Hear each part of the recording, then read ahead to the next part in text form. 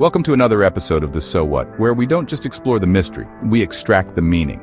I'm your host, The Answer, and today we're stepping into the shadows of one of the most powerful esoteric symbols in the spiritual world, the Black Cube of Saturn.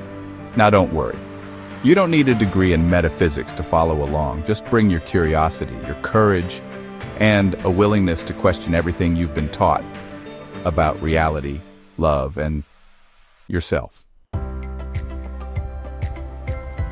Let's start here.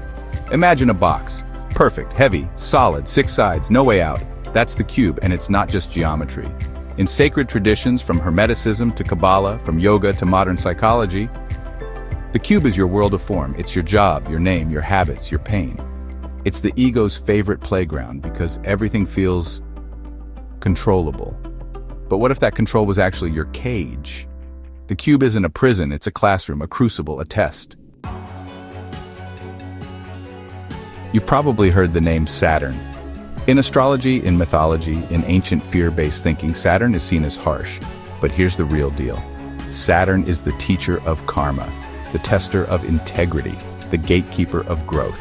It's not there to punish you, it's there to pressurize you, like coal into diamond, like lead into gold.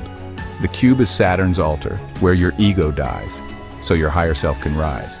So what, you ask? Because until you face the cube, you're just circling it, repeating lessons, reliving patterns, calling it life. Here's where it gets juicy. The Black Cube is symbolic of two things. 1, the prison of unconscious patterns, and 2, the portal to your liberation. In Gnostic teachings, the cube hides the divine spark under layers of illusion. In alchemy, it's the negrito stage, the blackening before the light. In psychology, it's your shadow, the parts of you won't look at. But when the observer awakens, the structure collapses. Recognize the cube inside you, your beliefs, your traumas, your habits. It's not evil, it's just unconscious. Start the shadow work, the spiritual and psychological process of bringing the unconscious parts of yourself into conscious awareness, so that you can heal, integrate, and reclaim your full power. Ask, where am I reacting from fear, from control? What would trust feel like?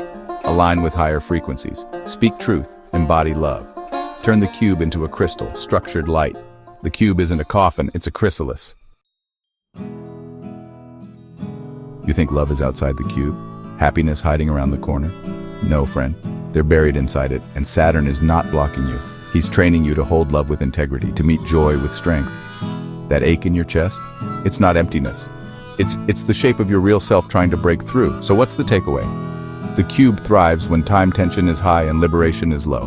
But when you awaken, the cube begins to dissolve. If this stirred something in you, good. If you're uncomfortable, better, because that's how the cube cracks. Leave a comment. Share this with your soul family. Subscribe if you're ready to keep walking the path of truth. And remember, the cube was never the enemy. It was the test. And you, dear listener, you are the key.